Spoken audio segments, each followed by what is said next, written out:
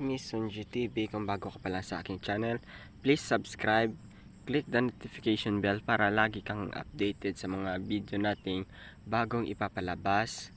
At ngayon, ang pag-uusapan lang po natin ay tungkol sa Rosy Flash 150X na bagong labas na version to ng Rosy Flash FI.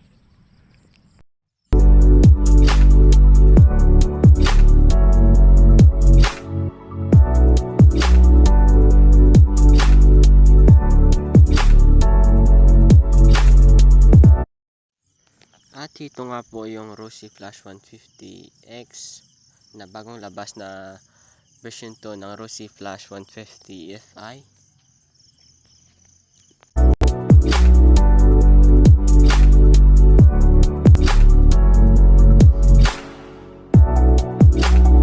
Ito po ay naka water cooled 4 valve double overheaded cam na po siya.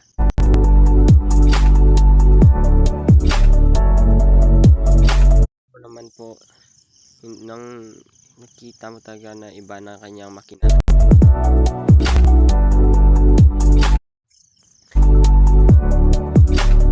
siya kasi,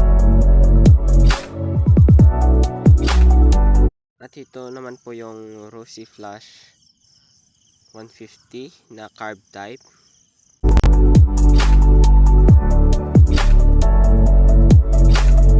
Unang Rosy Flash 150 FI na unang labas.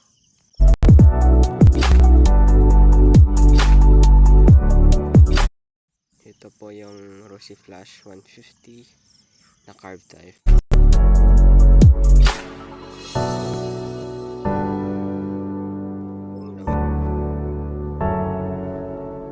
Rosy Flash.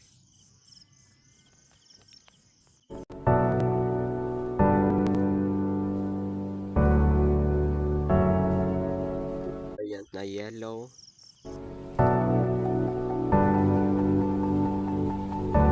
Sa Honda GTR.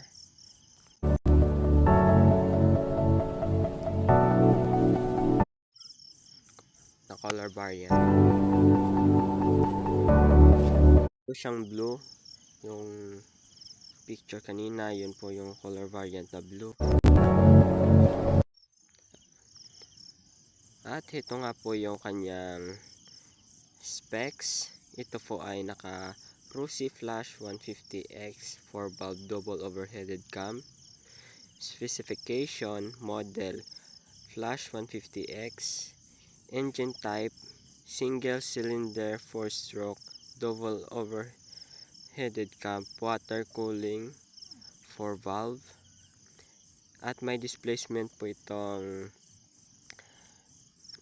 149.6 ml or 149.6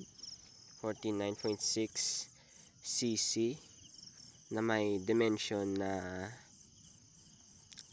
407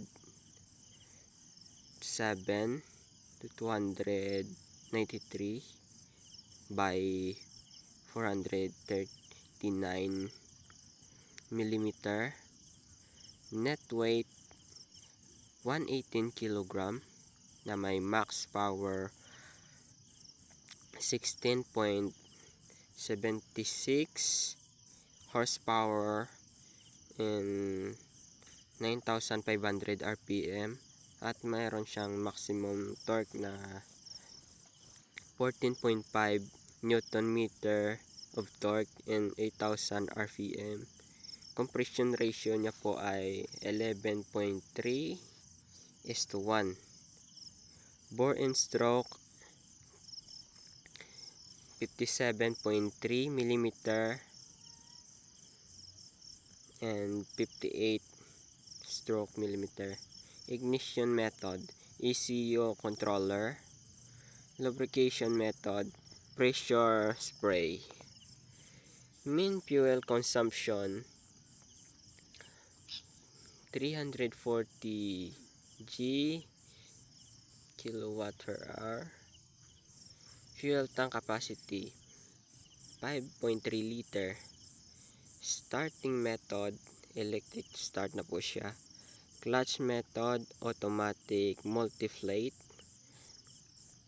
Gear shift method, international 6 grade. Top speed niya po ay estimated ng 125 km per hour. Ang kanyang coolant naman po ay naka 300 ml to 70 ml. Each gear transition is 0.326 ang kanyang first gear. Second gear niya po ay ganyan po ang kanyang naka 3083